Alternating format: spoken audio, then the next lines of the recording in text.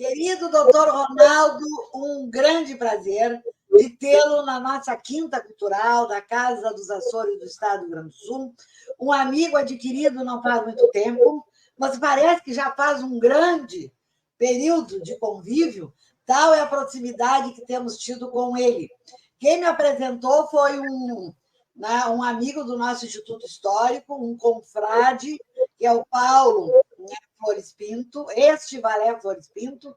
Eu perguntei para ele quem será que pode nos oferecer fotos para cobrir o nosso livro da Irmandade da Santa Casa que a gente está fazendo, com cerca de 4.000 irmãos. Ele disse, não tem outra pessoa que vai resolver o que tu procuras. Eis que ele apresenta o doutor Ronaldo Marcos Bastos, né? Um professor que deu o seu tempo de vida dedicado à nossa antiga Faculdade Católica de Medicina, que fica no quarteirão da nossa Santa Casa, hoje UFICSPA.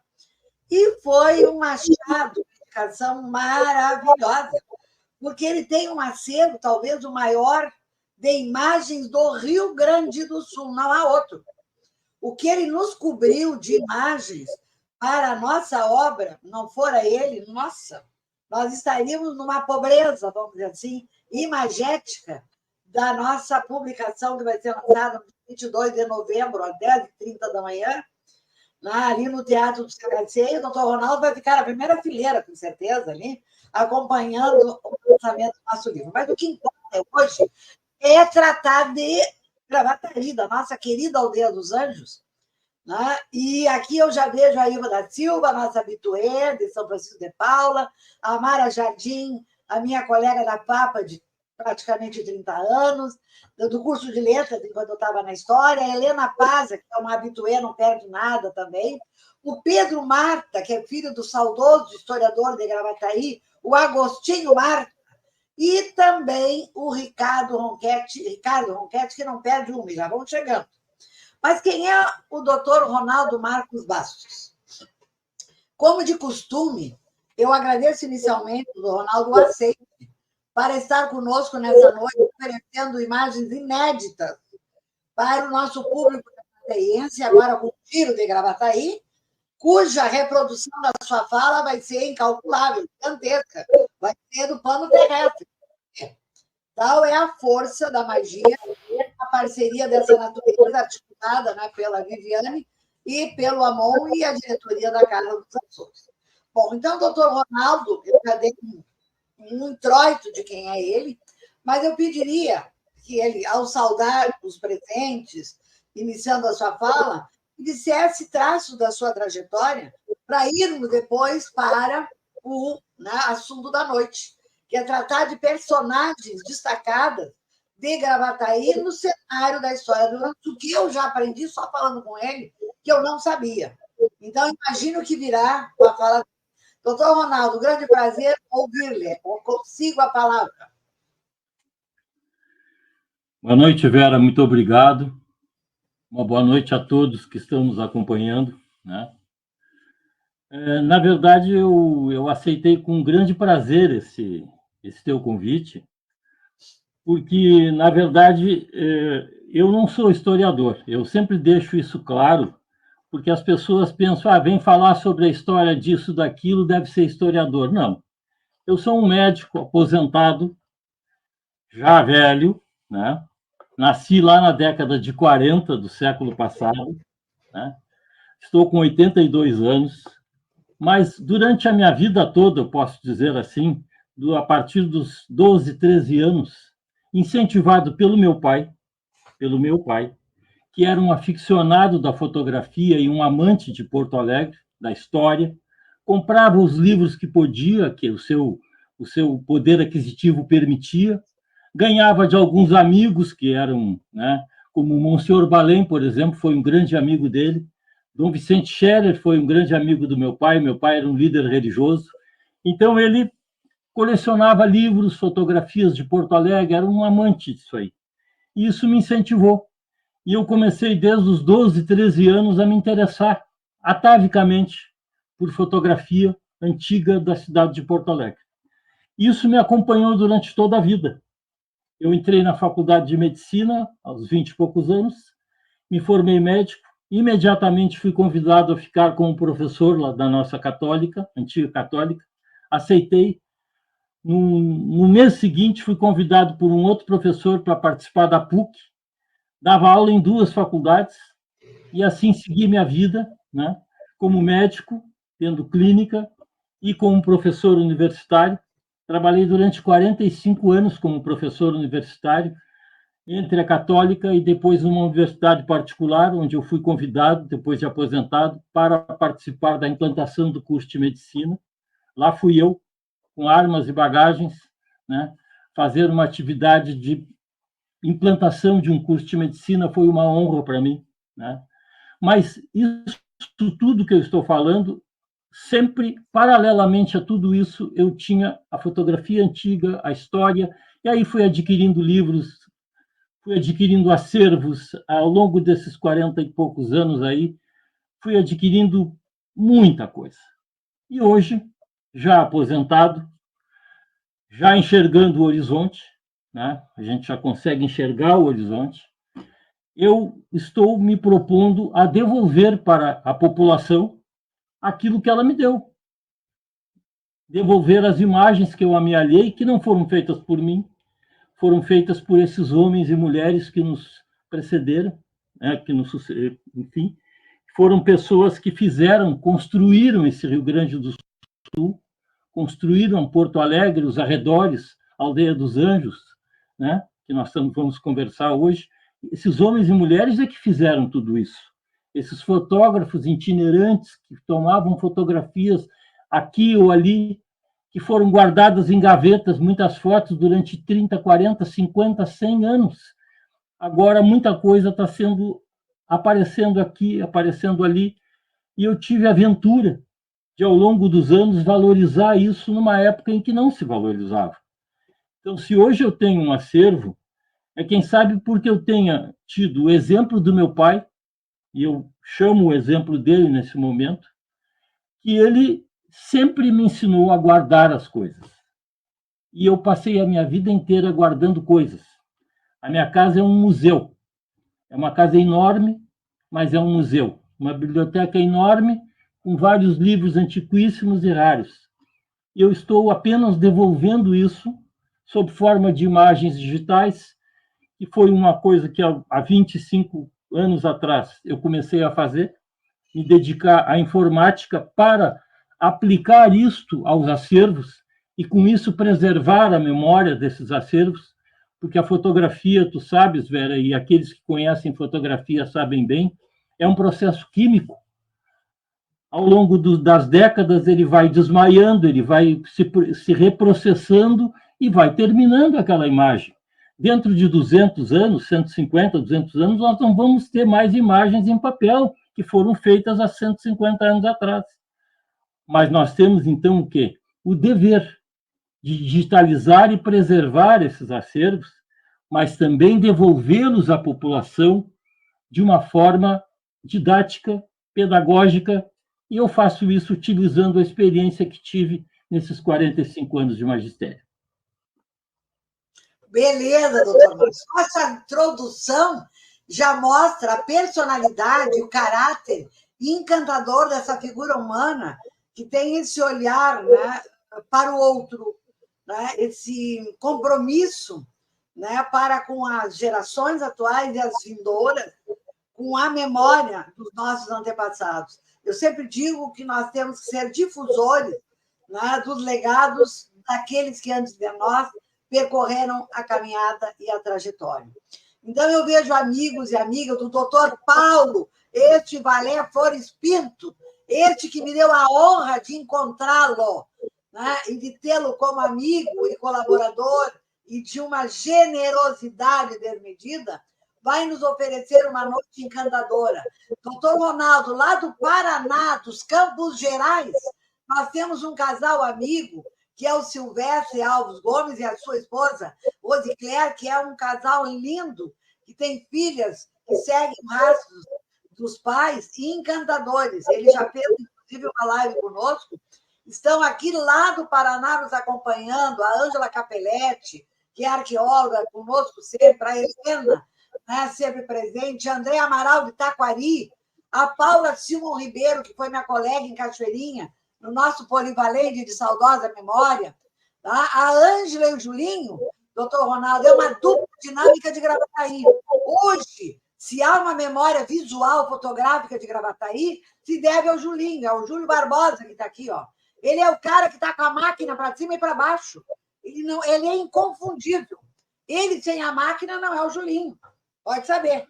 Só a Ângela mesmo, a sua esposa, para acompanhar esse fotógrafo inveterado que é o Julinho, essa dupla que criou, junto com outros, por conta da Feira do Livro esse ano, um instituto histórico em Gravataí. Mas vamos dar a palavra ao doutor Ronaldo. Então, se ele tem imagens, ele vai apresentar em 5 blocos imagens temáticas. E ele já me orientou de chegar... Ah, tá, o Pedro Marta aqui, ó, dando boa noite, que é o filho do nosso saudoso Agostinho Marta. Ele já me avisou, Vera, quando tiver um slide branco, aí eu posso falar, aí ele vai tomar água. Tá? Então, eu terei 4 intervalos para dizer quem está chegando, podem fazer perguntas, podem questionar, podem dialogar, manifestar e comentar. E, no final, ele vai responder as perguntas que houver e os comentários finais que teremos. Então, agora, atentos, olhos bem abertos, ouvidos bem escutantes para o que o doutor Ronaldo vai nos trazer. É consigo, meu querido amigo. Vamos lá. Eu saio, por enquanto, toma conta da fala. Pois não, Vera, eu vou procurar, né, dentro dessa nossa conversa, eu vou procurar mostrar personagens que foram nascidos em Gravataí ou na Aldeia dos Anjos, não me importa. E um pouco da vida dessas pessoas, né? O que fizeram quando saíram de Gravataí ou o que fizeram em Gravataí, né? Como é o caso daqueles que foram prefeitos, nasceram ali, foram prefeitos, foram presidente da Câmara.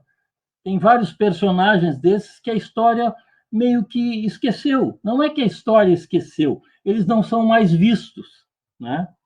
Então, eu vou trazer à luz algumas dessas figuras para que eles possam ser vistos novamente e possa saber um pouquinho daquilo que eles fizeram por Gravataí ou em nome da sua terra natal em outro lugar. Como foi o caso do Coronel Link, por exemplo, que sai de Gravataí para ser um deputado e um grande charqueador em Guaíba, enfim, coisas desse tipo. Alice Mafer, que sai para ser a primeira médica do Rio Grande do Sul, sai de Gravataí, nasceu lá em 1878, na Aldeia dos Anjos, né?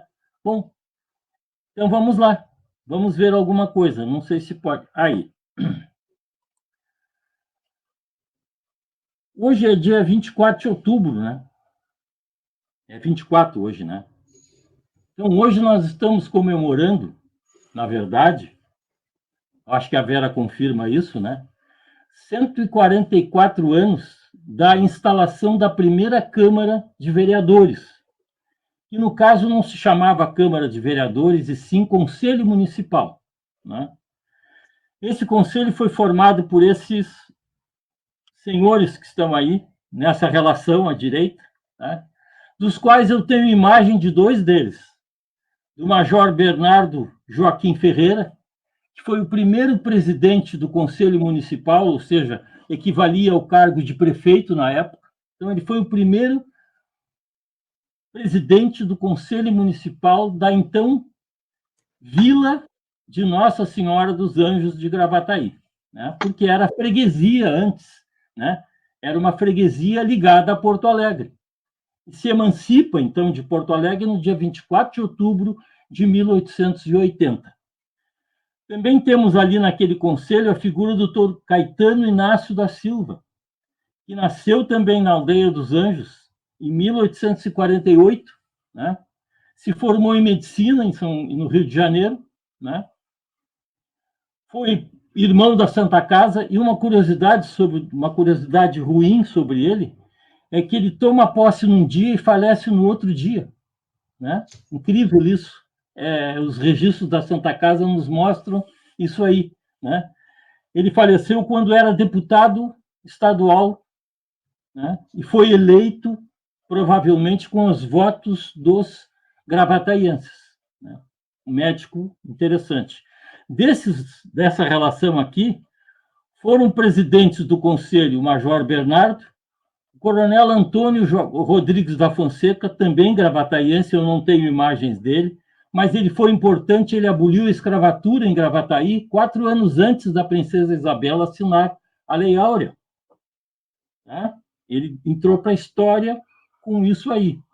E o Manuel Antônio Ramos também foi presidente do Conselho Municipal. Né?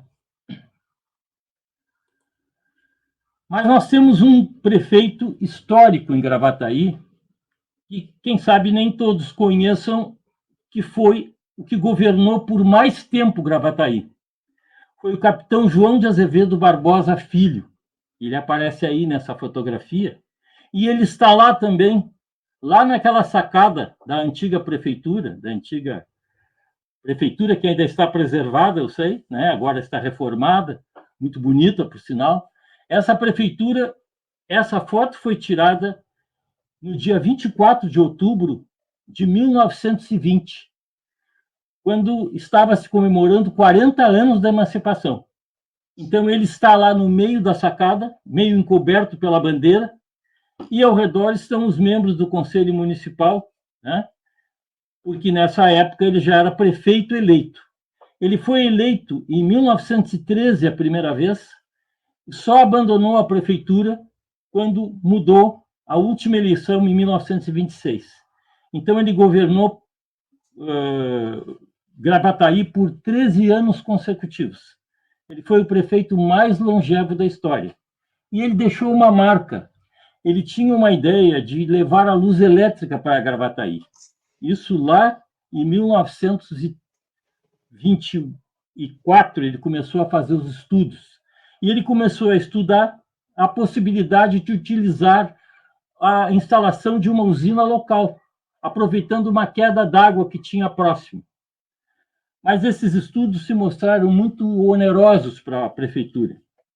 Mas os estudos ficaram. E aí, quando o prefeito Loureiro da Silva entra em 1932 e 33, é que ele instala a luz elétrica, fazendo um convênio com a CERG de Porto Alegre, levando através de uma rede e não fazendo uma usina local. Mas o prefeito capitão João de Azevedo Barbosa Filho, nascido em Gravataí, foi para a história por ter sido o mais longevo de todos e por ter tido a iniciativa primeira de levar a luz elétrica para a cidade. Em 1920, nós temos a fotografia da Câmara Municipal. Esse era a composição da Câmara em 1920. E vejam que ao centro está José Link Filho. Ele foi irmão do coronel Frederico Bernoldo Link, irmão mais velho, né?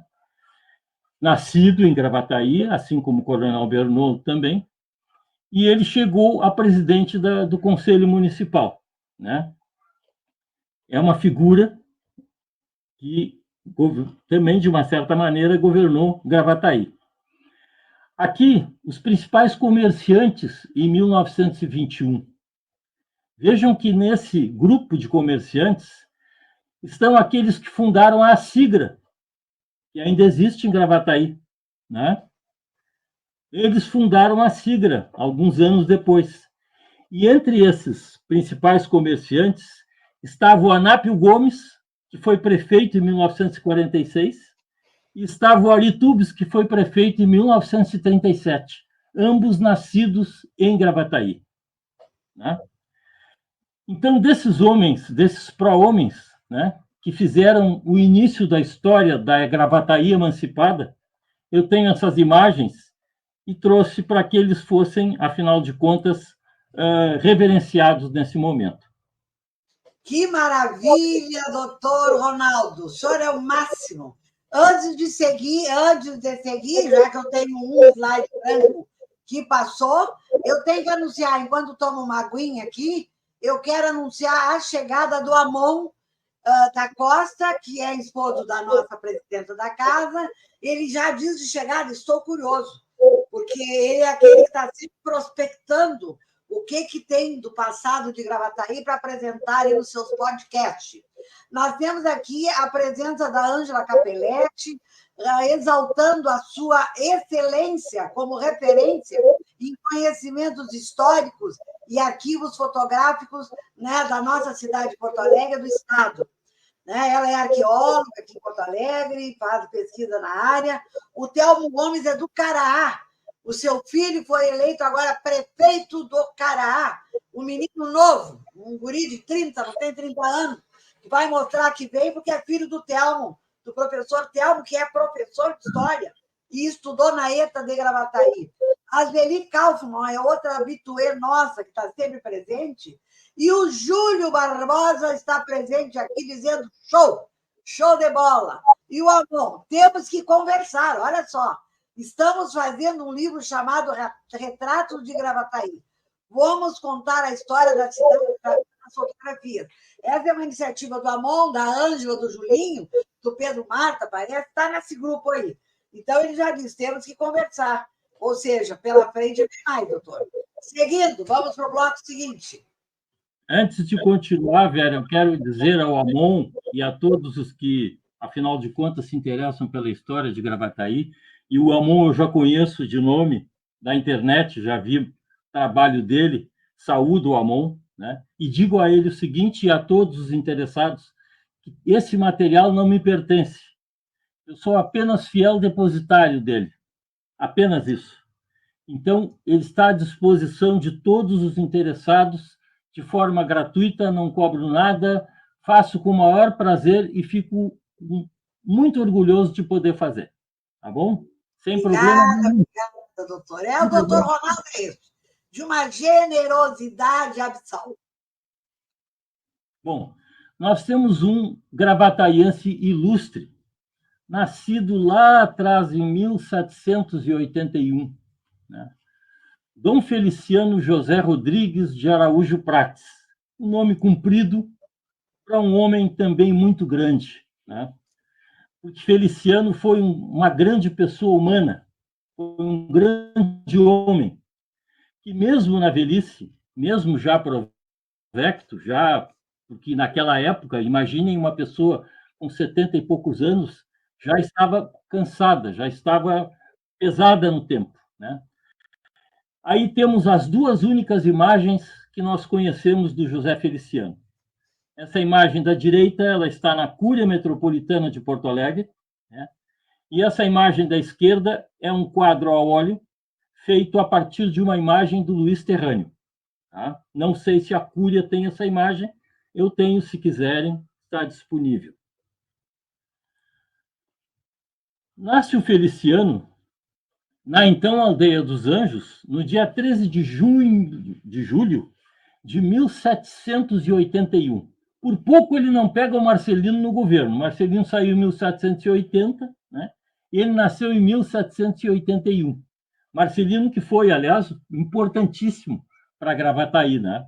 Foi importantíssimo para a história de Gravataí. Essa imagem, para o Amon, que gosta da imagem, é uma imagem que existe. Só que eu tenho a imagem e recuperei digitalmente a imagem e colorizei. Então, ela ficou um pouquinho mais bonita do que ela está na verdade, né? Circulando por aí. É uma imagem de uma festividade religiosa. Eu não conheço, o Amon deve saber, e os outros que estudam devem saber que festividade é essa. Eu não consegui identificar, mas essa é a cidade em 1910, 1912, mais ou menos por aí. Tá? Então, nasceu o nosso Feliciano ali em 1781. Desde cedo, ele demonstra um interesse enorme por ser religioso. Ele tinha uma tendência, desde pequeno, ele dizia ao pai que queria ser padre. Ele tinha tios que eram padres também, e com isso ele se interessou muito. Bom, o pai, sabendo disso e tendo recurso, envia ele para o Rio de Janeiro para que ele estudasse no seminário da Lapa. E ele, então, se ordena padre no seminário da Lapa no dia 25 de setembro de 1804, ou seja, 4 anos depois de chegar no Rio de Janeiro, ele se ordena. É ordenado padre. Nesse período que se segue, ele é convidado para ser capelão da fortaleza do Morro da Conceição. Então, ele fica ligado ao meio militar, né? Ali ele fica de 1804 a 1806, né? Aí nós estávamos, nesse período, nas guerras cisplatinas, né? 1804, 1806, 1808. Então, ele vai e é convidado para ser capelão militar no 3º Regimento da Cavalaria de Guardas e vai para o fronte da Guerra Cisplatina. Acompanha o batalhão. Fica fazendo parte desse batalhão entre 1810, vejam bem, e 1823. Então, ele fica 13 anos, né, como capelão militar no fronte, nas batalhas das guerras cisplatinas. Essa atividade, extremamente dedicada, valeu-lhe a Ordem Imperial da Rosa, dada por Dom Pedro II em 1830.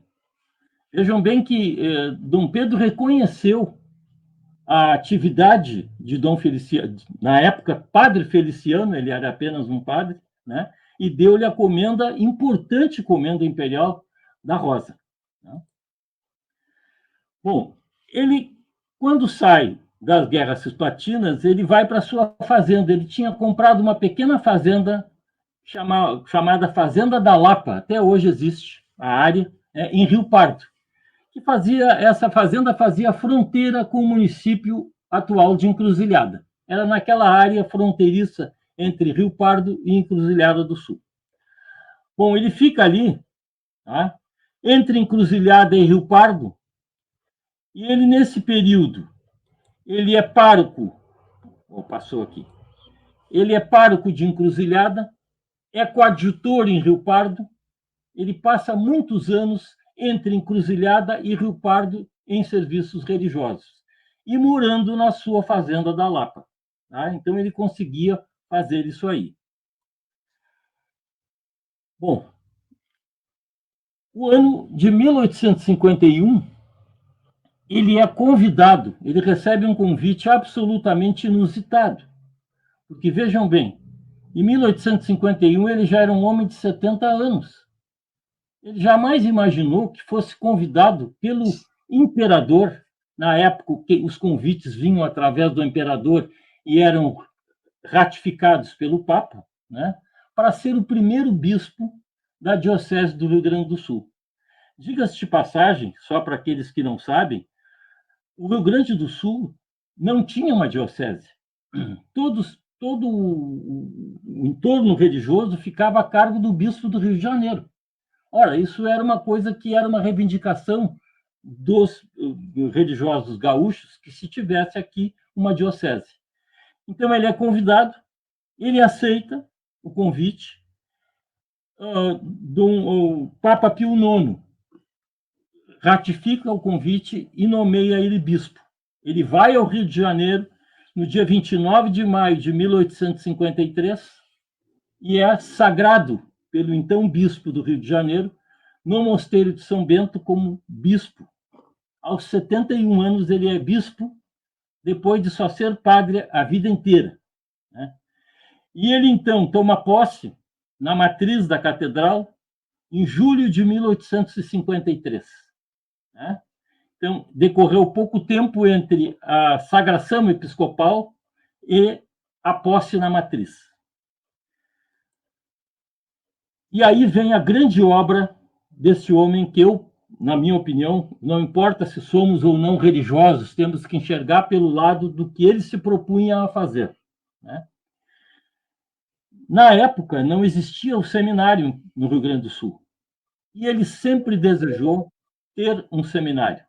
Ele sempre achou que deveria ter um seminário aqui para formar padres e para ordenar a igreja dentro de uma doutrina única, para que houvesse uma só voz, para que pudesse ser cumprido. Isso são palavras dele que eu estou repetindo, que estão nos diários dele. O fato da igreja ser una, santa, católica, apostólica e romana. Para isso, ele precisava de padres comprometidos com a doutrina. Então, ele vai morar nessa casa que está aqui, vejam bem, na rua Duque de Caxias. Essa casa, que aparece em primeiro plano, foi a Casa Episcopal, tá? Ela ficava, só para aqueles que conhecem Porto Alegre, ficava na esquina da Duque de Caxias com a então Viela da Fonte. A Viela da Fonte hoje é a Rua 24 de Maio. É aquela escadaria que sai da Duque de Caxias e vai lá em direção à Avenida André da Rocha. Então, é nesta casa que ele foi morar, porque não existia uma casa paroquial, não existia um seminário, ele funda o primeiro seminário do Rio Grande do Sul, albergando inicialmente 18 seminaristas. Isso em janeiro de 1855.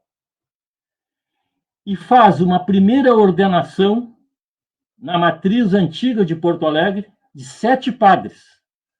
Desses 18, 7 se formaram, receberam o sacramento da ordem, no caso, em dezembro de 1857, pelas próprias mãos de Dom Feliciano José Rodrigues Prates. Mas ele era um homem doente, ele tinha diabetes já há muito tempo, tanto que ele, quando foi pedido a ele que aceitasse a indicação para ser bispo, ele já estava meio que recolhido, meio adoentado. E vejam que aí a fatalidade vem lhe pegar no dia 27 de maio de 1858.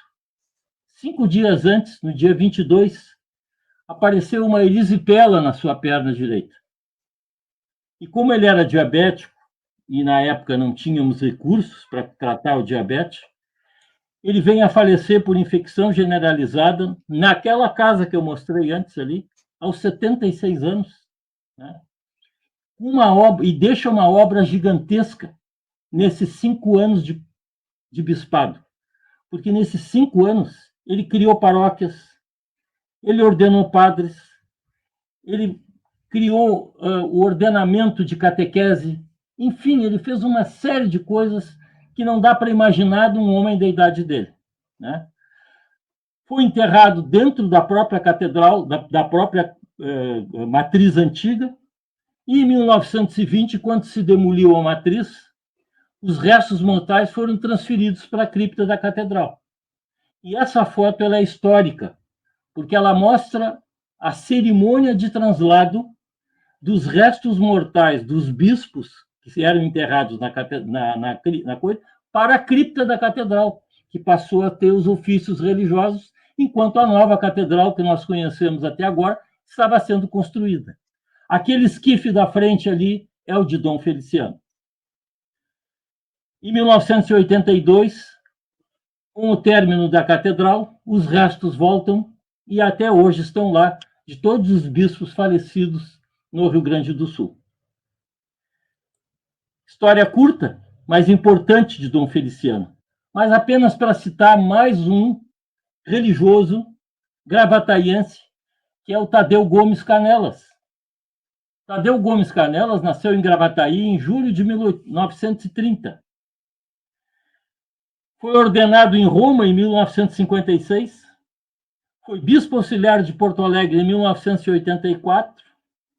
Bispo de Osório em 1999, criando a Diocese de Osório, que eu acho que englobava ali também Santo Antônio da Patrulha, né, Vera? Exato. Renuncia em 2006 por idade, tinha completado 75 anos no ano anterior, renuncia, foi aceita a renúncia, e ele hoje ainda vive no seu sítio em Osório, né? E está com 94 anos.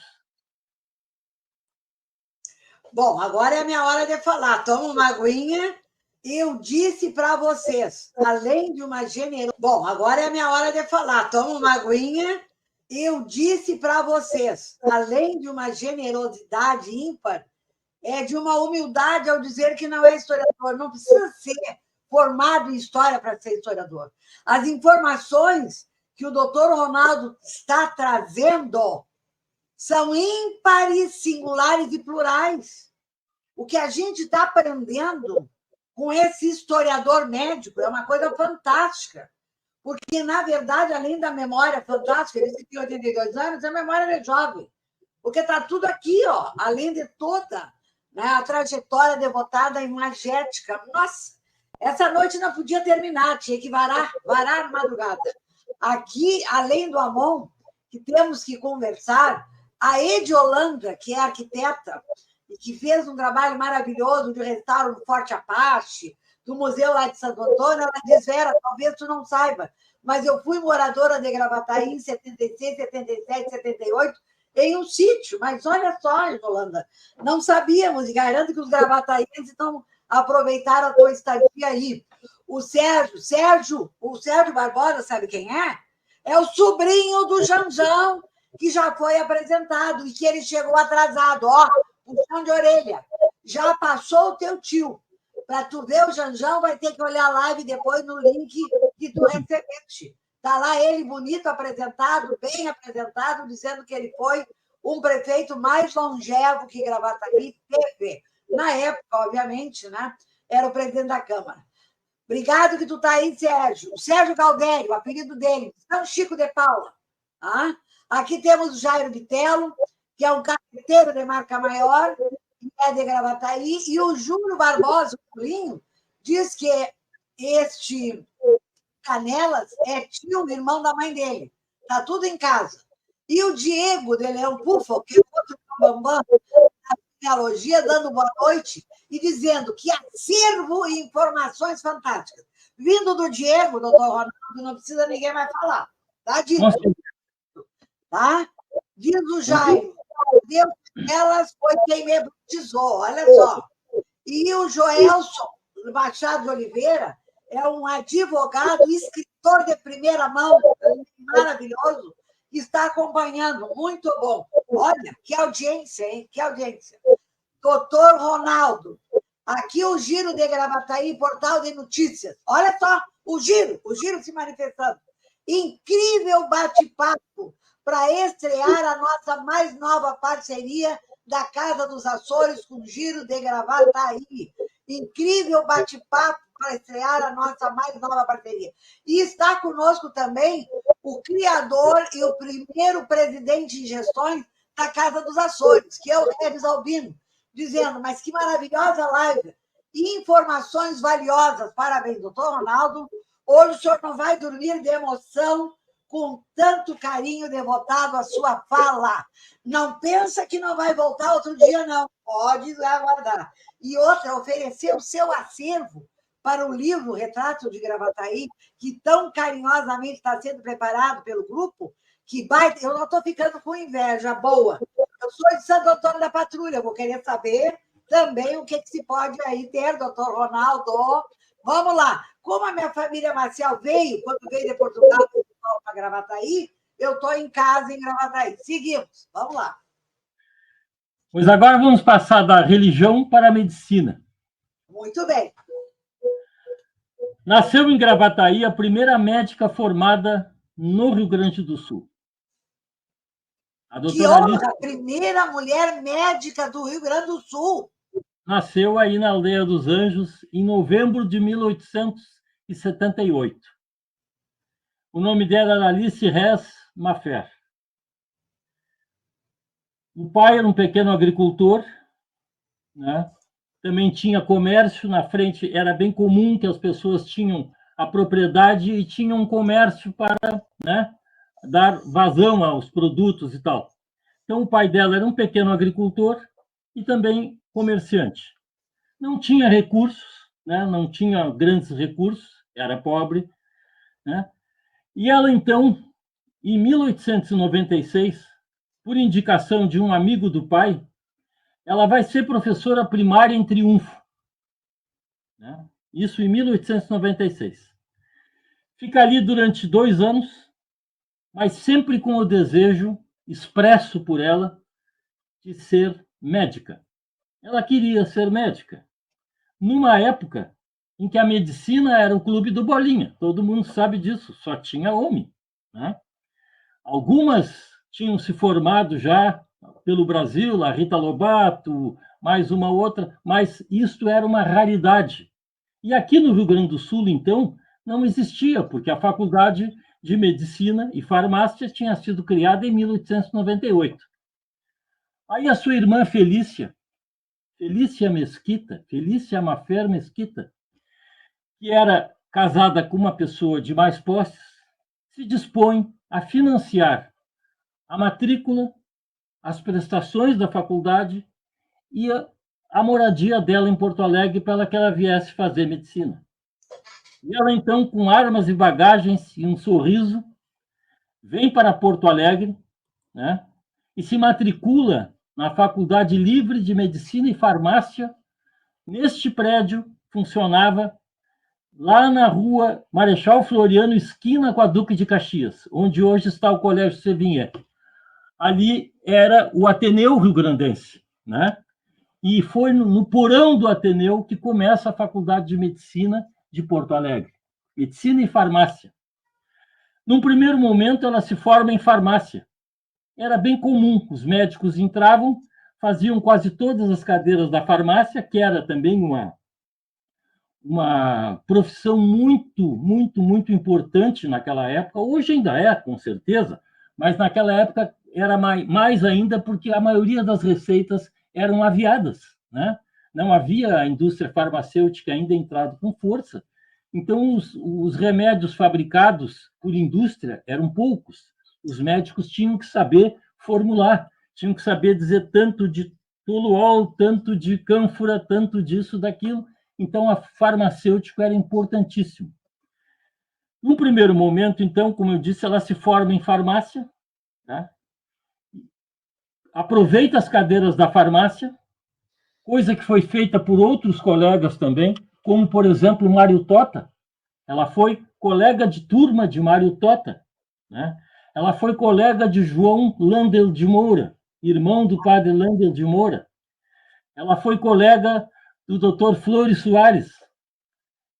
Enfim, e ela foi colega também do marido, e depois viria a casar com ela, depois de formada. Aí ela se forma em medicina, depois de se formar em farmácia em 1900, se forma em medicina e vai para a história no primeiro quadro de formandos em medicina da Faculdade de Medicina de Porto Alegre, Medicina e Farmácia. Ali está ela, indicada pela SETA.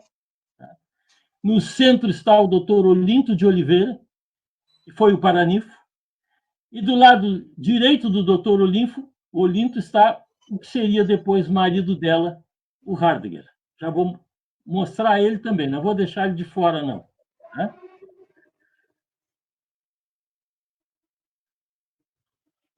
Por influência do doutor Olinto, a tese dela, que eu tive a oportunidade de ler, foi uma tese muito avançada para a época, o que mostrava que ela seria uma pessoa, muito provavelmente, se tivesse continuado a carreira, ela seria uma médica muito importante, né?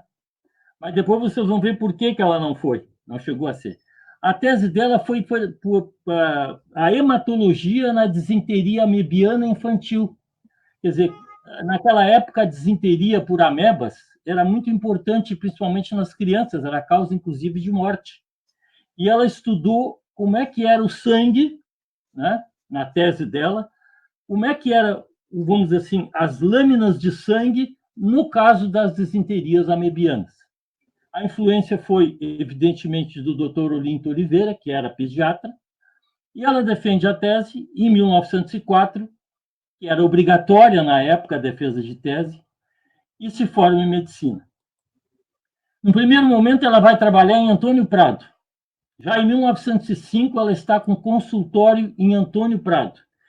Essa informação que eu vou dar aqui é do falecido autor Fidelis Dalcin Barbosa, que acho que aqueles que lidam com história conhecem, que foi autor de um livro, Antônio Prado e sua História.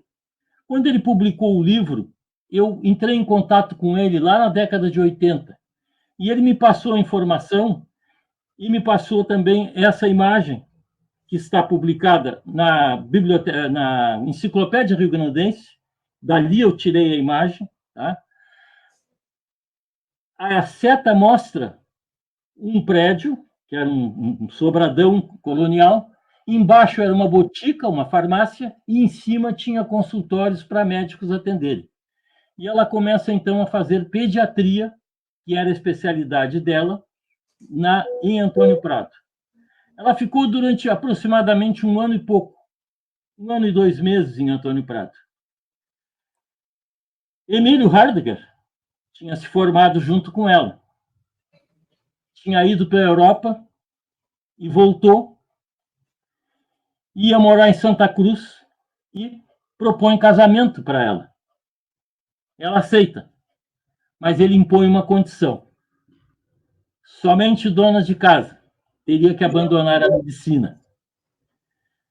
Ela aceita, casa-se em 1907, vai com ele morar em Santa Cruz, tá? E ele se torna, em Santa Cruz, um médico importantíssimo, porque ele foi um dos responsáveis pela modernização e pela implantação do Hospital de Santa Cruz, que aqui aparece nessa imagem em 1910. E aqui aparece o Emílio também. Apesar do machismo dele, eu estou mostrando ele para vocês. Eu não tenho a data da morte nem do Emílio, nem da Alice, mas eu sei que ainda em 1948 ela participou de um evento com uma das filhas em Santa Cruz. É a única informação que eu tenho. Acho que a Alice passa para a história também como uma grande gravataiense. Mas, doutor Ronaldo, que impressionante! Há uns 10 anos ou mais, o doutor Luquezzi, na Santa Casa, me liga. Vera, a primeira mulher médica no Rio Grande do Sul é da Nova Terra. Tu me localiza, doutora Alice Mafei? Eu digo, olha, nunca ouvi falar nessa criatura. Meu pai, que era historiador da cidade, teria falado. Cavoquei lá, busquei lá nos alfarrábios do pai e tudo mais, nada da Alice.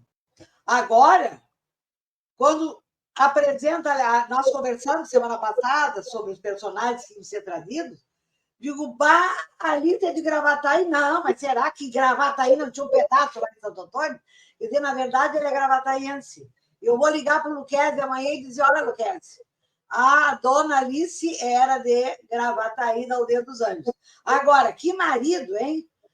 Mas sabotar uma trajetória de uma mulher com esta tese doutoral é um doite que, nossa, ele foi médico de Santa Cruz, deixou laço, deixou história. É uma pena. É uma pena que ela não tenha vivido nesse século, porque ela botava asas a voar e não aceitaria uma imposição dessa para casar. Mas isso é assunto para uma outra conversa. Aqui nós temos a presença do Jairo Bitelo, que eu já falei, da Terezinha Fornari Carneiro, né, que é ali da divisa com Santa Catarina. O Ricardo faz uma observação. Doutora Ermelinda Vasconcelos, de Porto Alegre, e doutora Antonieta de Pelotas Ladeio, não sei quem seria, né? Bom, o Júlio está dizendo que, infelizmente, terei que me retirar, pois vai ter que se envolver lá com parabéns, enfim, para alguma gravação mais tarde. E deixa o parabéns aqui. Tá? E a Maria da Conceição Gomes de Freitas, que é restauradora de documentos, está nos acompanhando. Tá? E temos também aqui a presença do nosso querido Enio, que é genealogista, muito amigo do Diego, né? E que mora em Canoas, está aqui nos acompanhando. Uma bela presença, dando prestígio ao nosso palestrante de hoje. Seguindo, doutor Ronaldo. Pois não, velho. Vamos. Nós tivemos também um gravataiense muito ilustre, né? Nascido na antiga Aldeia dos Anjos ainda, no longínquo ano de 1855, né? Mais precisamente no dia 6 de outubro de 1855. É o coronel, passou para a história como coronel, Frederico Bernoldo Link. Ele é irmão daquele José Link Filho que apareceu lá nos primeiros slides que eu mostrei como presidente do Conselho Municipal. Ele era um dos irmãos do José Link. O José Link Filho era o mais velho de todos os irmãos. Foram 8 irmãos dos pais que eram imigrantes alemães, né, radicados na Aldeia dos Anjos.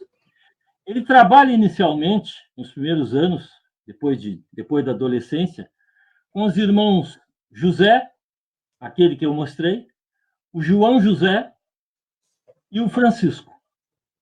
E mais ele, o pai já estava com uma certa idade, e eles, então, assumem os negócios do pai, que era, na verdade, um produtor rural, né?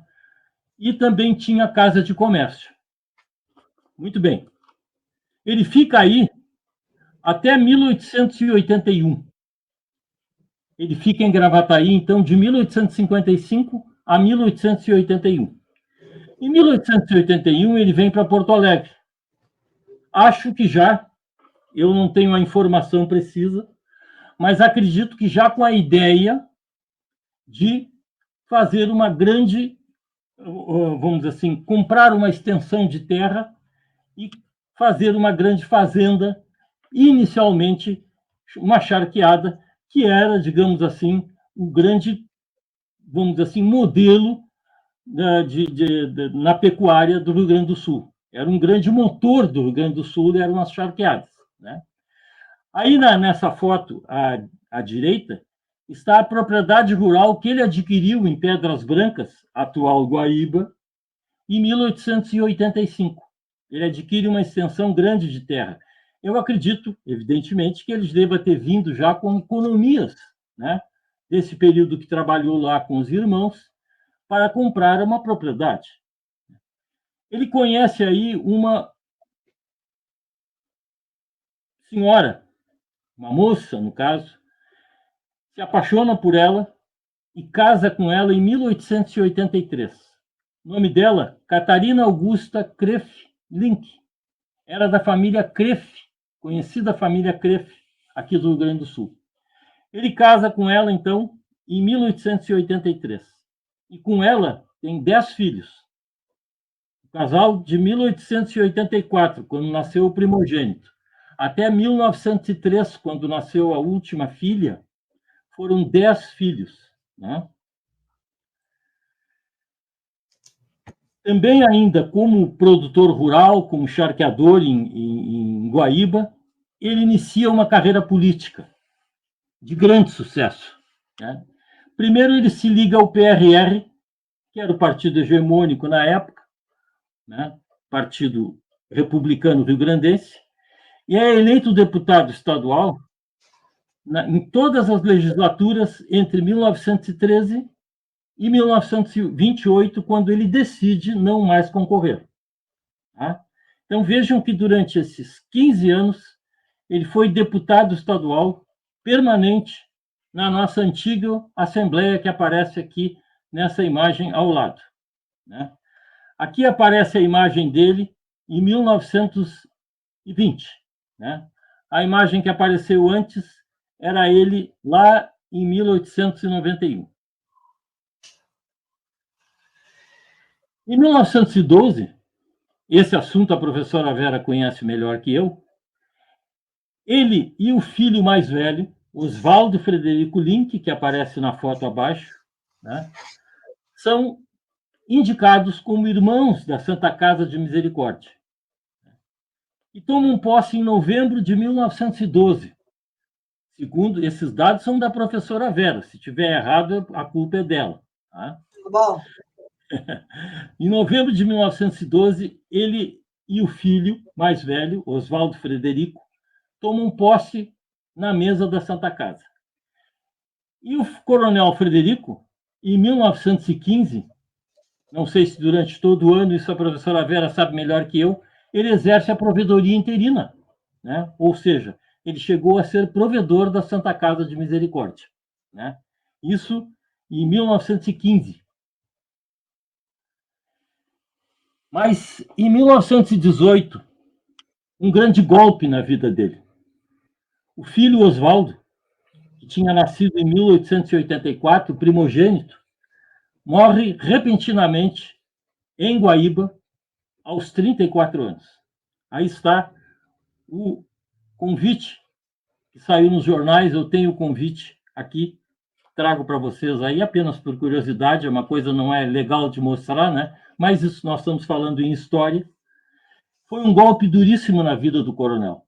Por quê? Porque era o filho que cuidava de todos os negócios em Guaíba. Era ele que controlava todo o matadouro, todo a charqueada, enfim, tudo. Desgraçadamente, dá para dizer, usar o termo desgraçadamente, nem um ano se passou e morre a esposa do Oswaldo, deixando 3 filhos pequenos. Ela morreu em 1919. Em 1922, ele perde a esposa, aos 60 anos. Vejam, então, que nesses 4 anos, entre 1818 e 1922, 1918 e 1922, Coronel Link teve 3 golpes terríveis na sua vida. Né? Mas ele era um homem, dá para se ver, pelo que ele vai fazer depois disso, que ele era um homem muito determinado e muito forte. Tanto que, em 1922, ele viaja para a Europa. Viaja pela Alemanha e pela Inglaterra. O que ele queria nesses 2 países? Ele queria ver o que havia de mais moderno em termos de fabricação de salsichas, linguiças, salames, aproveitamento da carne bovina ao máximo, aproveitamento dos insumos que saíam do abate. Nós tínhamos uma tradição aqui no Rio Grande do Sul, muitas vezes, de enterrar os restos. Ele queria fazer uma coisa modelo. Aí, em 1926, ele encomenda ao engenheiro Cristiano Delapaix Gelbert, né, um descendente de franceses que vivia aqui em Porto Alegre, que era um engenheiro da prefeitura de Porto Alegre, contratado que foi pelo Otávio Rocha, seu confrade no PARR. O Otávio Rocha falece algum tempo depois, mas deixa um legado de uma estrutura na prefeitura para obras novas. Era um prefeito visionário. E esse Cristiano era uma pessoa jovem, que ele então encomenda uma planta, um projeto de um matadouro absolutamente padrão para os moldes brasileiros. Era, na época, o matadouro mais moderno que se conhecia em termos de tecnologia.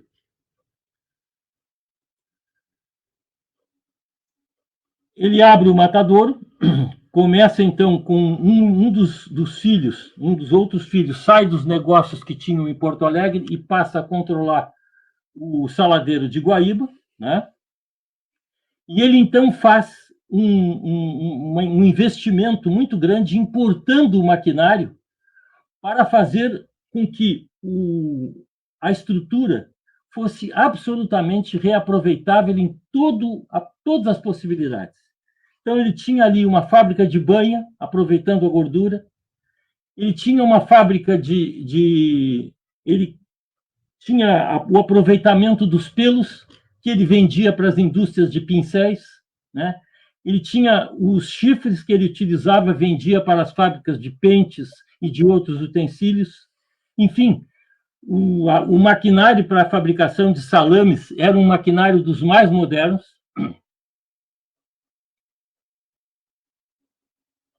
Aí nós temos duas visões.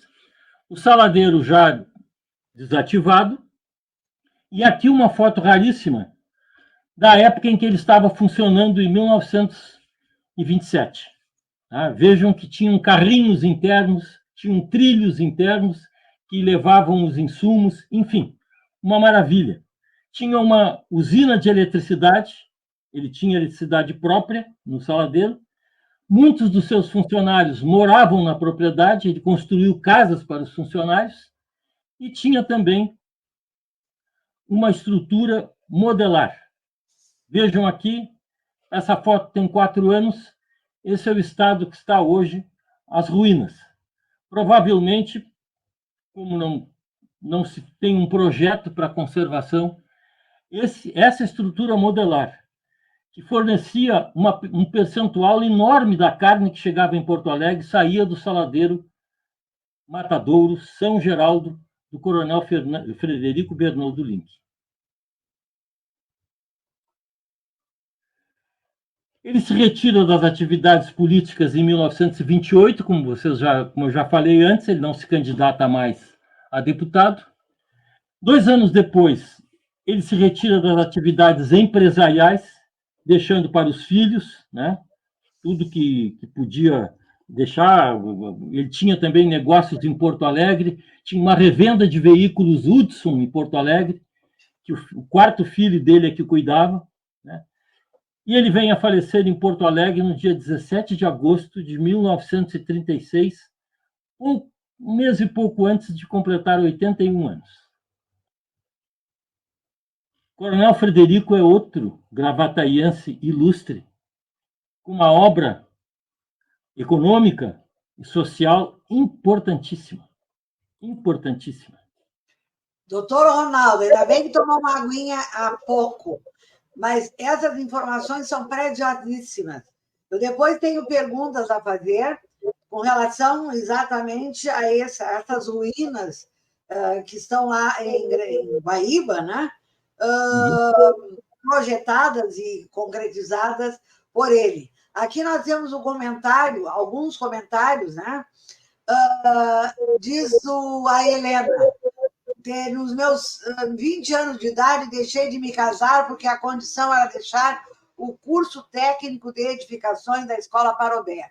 O Luciano Peixoto, que é de Santo Antônio, dando boa noite.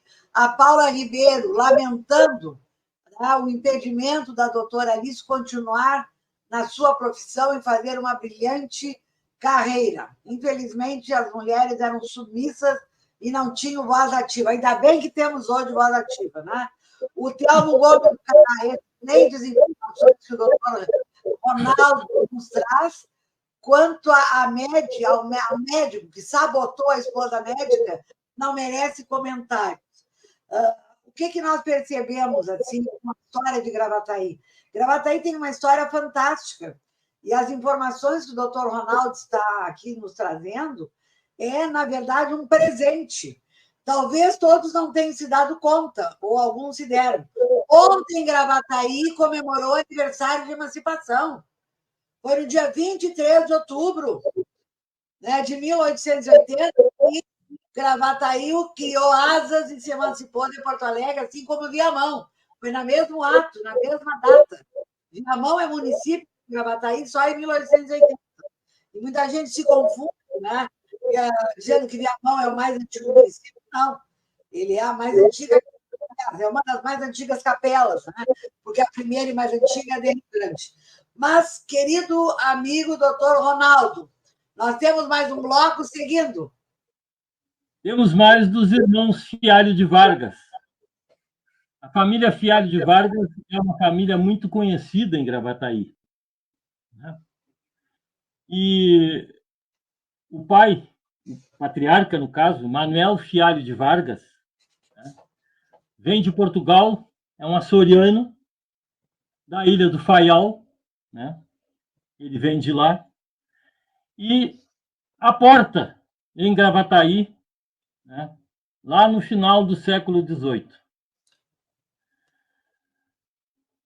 Da sua descendência, dois dos filhos fizeram, digamos assim, tiveram uma carreira brilhante, eu diria, nos negócios que proporcionaram. Vocês vão ver pelas informações que eu vou dar, vou tentar trazer aqui. Eu sei que são poucas, mas são informações que mostram o quanto essas pessoas fizeram em termos de empreendimento e o quanto trouxeram de desenvolvimento. Isso é muito importante, né? Ah, mas ganharam dinheiro. Alguns dizem isso, alguns revisionistas que eu ouço às vezes. Ah, mas enriqueceram. Sim, mas isso era uma contingência. Mas o importante é que eles foram desenvolvimentistas, foram pessoas que fizeram dos seus negócios grandes empreendimentos. Isso é muito importante. Esses dois irmãos, o Antônio Fialho de Vargas, nascido em 1818, e o Manuel Fialho de Vargas, nascido em 1825, são os dois irmãos que saíram de Gravataí para trabalhar juntamente com um outro português, que é o João Batista Soares da Silveira e Souza. A empresa Batista Fialho e Companhia Limitada, formada em 1845, tinha como sócios o Antônio, o João Batista e o Manuel Filho. Manuel Filho era um pós-adolescente, em 1845. Vejam bem, ele tinha 20 anos, né? E já começou a trabalhar. Como é que foi feita essa sociedade? Essa sociedade tinha, na verdade, dois grandes braços. Um braço era comandado pelo Antônio, no Vale do Taquari. Naquela época, nós tínhamos o processo de colonização, né? Estava em andamento, lá em 1845, e esse processo de colonização requeria que empresários tivessem a condição de pegar a terra, criar os lotes, criar infraestrutura. Para isso, precisava colocar dinheiro. Então, o Antônio foi morar, saiu de Gravataí para morar em Lajeado, em Taquari, em Estrela. Ele morou em várias regiões ali. Se bem que a casa de comércio dele mesmo, vocês vão ver, vou mostrar a foto agora, era em Lajeado, né? Mas ele trabalhava naquela área ali. E esse braço da empresa construtora fez processo de colonização, né? Construiu estradas, criou comércio, né? E em Porto Alegre, o Antônio Filho, o Manuel Filho, ligado ao João Batista Soares, que também atuava aqui, trabalhavam nas licitações de grandes obras que o governo estadual, o governo provincial fazia. Tá? Eles trabalhavam com compra de terrenos, às vezes ofereciam esse terreno para o governo para que ali se construísse alguma coisa. Foram muito inteligentes na forma de agir, né? Ao ler as suas obras, as suas coisas, a gente sente a inteligência empresarial, principalmente do João Batista Soares da Silveira e Souza, que era, digamos assim, uma pessoa extraordinária em termos de capacidade de trabalho, né?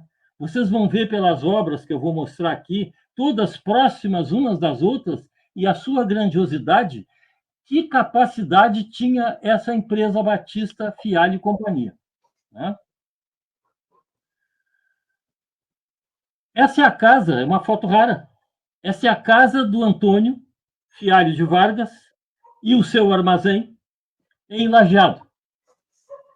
Quando essa foto foi tirada, ela é da virada do século, o Antônio já tinha morrido. Ele morreu em 1895.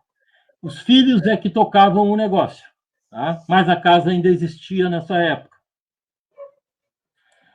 O Antônio foi o autor, foi o fundador da colônia dos conventos, que é o território, a colônia dos conventos, é o território da atual município de Lajeado. Então, ele é considerado como fundador da cidade de Lajeado. Vejam, alguém sai de Gravataí, lá da Aldeia dos Anjos, para fundar Lajeado. Foi fundada a colônia por ele, de Colônia dos Conventos, em 1855. Foi feito arruamento, foi feito estrada de acesso, né? Foi feito toda a infraestrutura, foi construída a igrejinha, enfim, tudo que era necessário para uma vila, para uma colônia de imigrantes naquela época. E aqui um mapa, veja um mapa raro, que existe no arquivo histórico, de uma estrada entre Estrela e a colônia Santa Emília, que foi uma outra colônia que ele criou também, né? De 1884, ou seja, mostrando a abertura de estradas por essa empresa. Por que era importantíssimo abrir estradas? Naquela época, o Rio Taquari servia como meio de transporte, né? O transporte macro da grande tonelagem, digamos assim, vinha pelo Rio Taquari. Mas o comércio, o microcomércio entre as colônias, necessitava, para que tivesse agilidade, de estradas. Então, um dos grandes, vamos dizer assim, das grandes obras do Antônio lá foi exatamente a construção de estradas entre as colônias, que foram fundamentais para o desenvolvimento delas, né? Já o Manuel Fialho Filho, ele morava em Porto Alegre e já tinha uma vida, me parece, mais requintada do que o Antônio. Essa é a impressão que eu fiquei. Porque ele morava na Duque de Caxias, numa belíssima casa, né? Mais ou menos ali na frente, onde hoje é o Museu Júlio de Castilhos, na calçada oposta. Pela numeração que eu tive a oportunidade de ter acesso, era essa casa aí, nessa fotografia de 1890. Tá? Claro que nessa época ele já não morava mais na casa, ele já tinha falecido, mas era essa casa aí. Bom.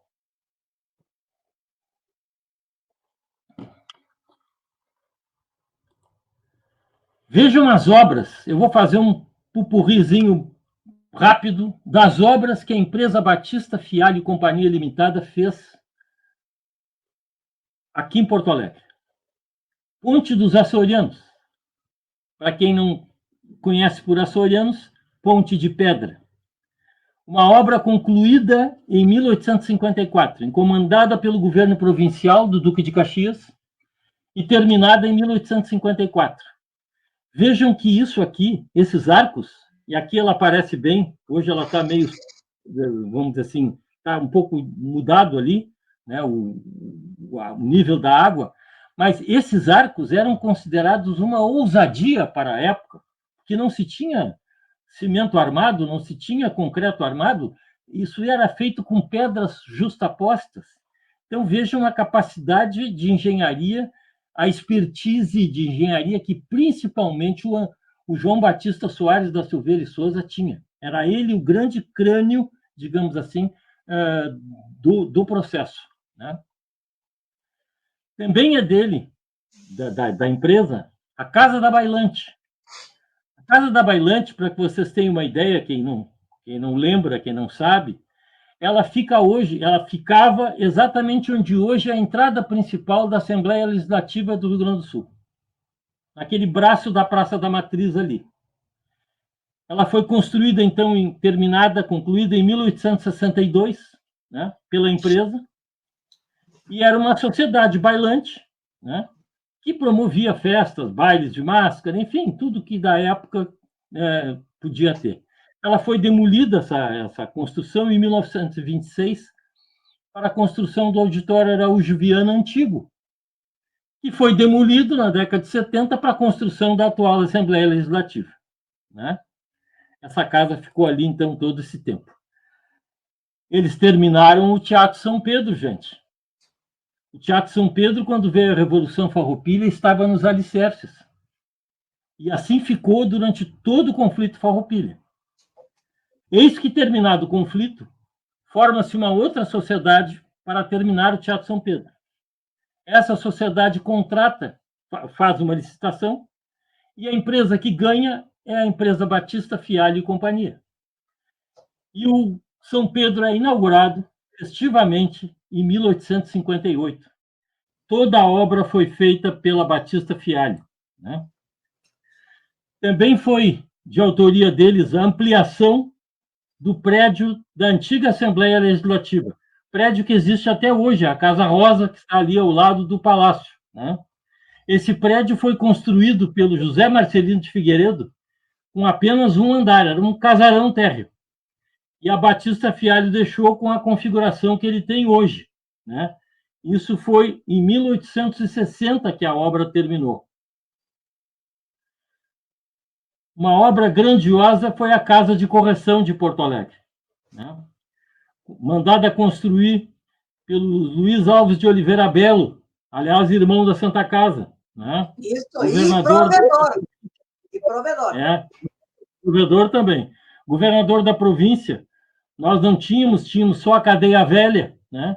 Então, encomenda-se para a empresa em 1851, e eles entregam já em 1855, praticamente pronto, já em condições de receber detentos.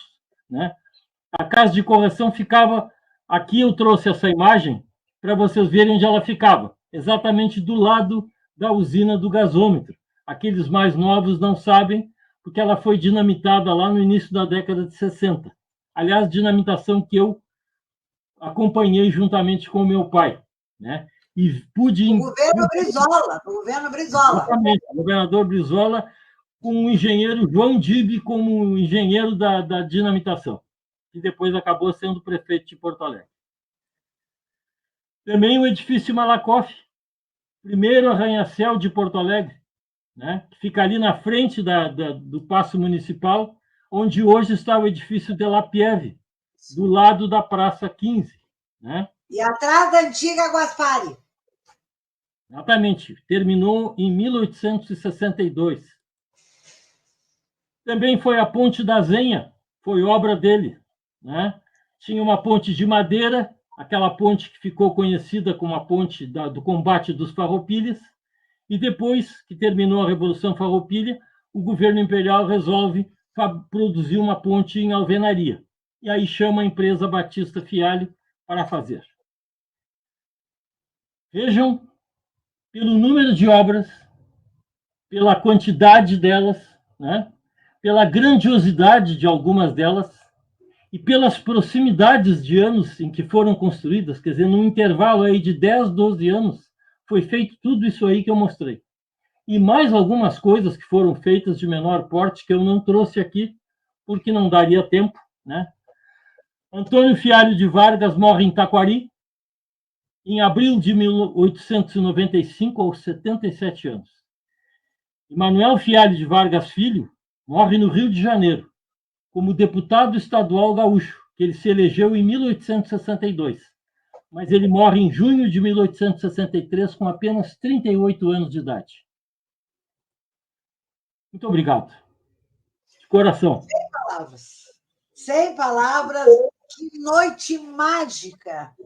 Lá de Curitiba, a Judite Maria Barbosa Trindade, a nossa Judite Trindade, professora aposentada da Universidade Federal do Paraná, nos acompanhando aqui e encantada com essa live maravilhosa. Doutor Ronaldo, que presente fantástico, extraordinário, maravilhoso, que o prezado amigo nos oferece, nos brinda nesta noite, com essas imagens, com essas observações, considerações, análises, interpretações históricas, um verdadeiro historiador. Tem muito historiador que não faz o que o amigo faz. Não, é verdade. Eu sou da categoria da historiadores, tem historiadores que não têm argúcia. E o senhor é cartesiano, tem princípio, meio e fim.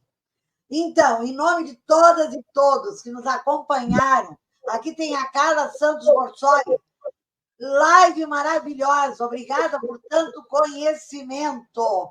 Se eu me perdi aqui em anunciar a todas e todos que estiveram, me perdoe, mas acredito que eu tenha passado por todas e todos.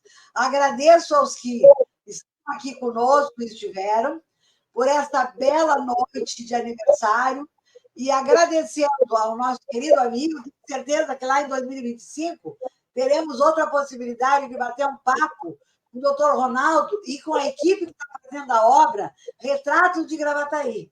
Porque agora, doutor Ronaldo, se prepare, uma nova frente de trabalho, quando terminar a nossa da Santa Casa, mas aguardem, deixa terminar primeiro a nossa da Santa Casa.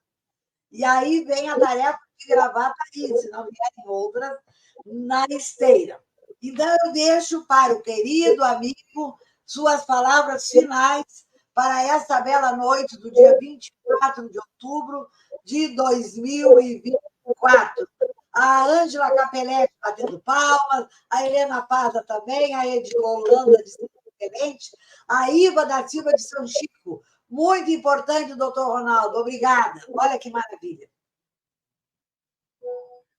Bom, Vera, eu só posso dizer muito obrigado, porque esse agradecimento eu faço com toda a sinceridade que possa, não é simplesmente jogo de palavras, não. E digo por quê. Quando eu me propus, vou ser bem breve, prometo, tá? Prometo. Quando eu me propus a me dedicar a minha vida, que me restava útil, depois da minha aposentadoria total, que ocorreu em 2012, onde eu não trabalhei mais como médico nem como professor, a minha ideia era fazer só isso. Aí eu criei um blog, aceitei o convite do Clóvis Duarte, falecido, e fui para a televisão fazer um pedacinho de um programa na câmera 2 dele, sobre Porto Alegre, contava histórias. E isso foi a proposta que eu fiz lá atrás, quando ainda estava na atividade. E hoje, com a idade que eu estou, e ainda lúcido, não vou dizer tanto quanto eu gostaria, mas acho que razoavelmente lúcido, eu consigo vir para momentos como este, convidados por ti, Vera, essa pessoa tão importante na história da cidade, que dirige um centro histórico como o da Santa Casa, cuja importância histórica não precisamos falar. Então, tu me trazeres aqui e eu ter todo esse pessoal fazendo esses comentários benevolentes para o que eu pude falar aqui, eu vou vou parafrasear um compositor gaúcho chamado Lupicínio Rodrigues, que num dos seus sambas disse: eu agradeço pelas homenagens que vocês me prestaram, pelas bobagens e coisas bonitas que dizem que eu fiz. Então, se vocês gostaram, eu agradeço. De bobagem não tem nada, só tem conhecimento, desprendimento, dedicação, generosidade, inteligência e partilha. Então, a todas e todos que estiveram conosco, muito agradecida. Semana que vem nós teremos uma live com a diretora da Biblioteca Pública do Estado do Rio Grande do Sul, no dia em que abre a véspera que abre a Feira do Livro de Porto Alegre. Estão todas e todos convidados. Doutor Ronaldo, muito obrigada de coração, um bom descanso, boa janta, e amanhã retomamos o contato. Boa noite a todos.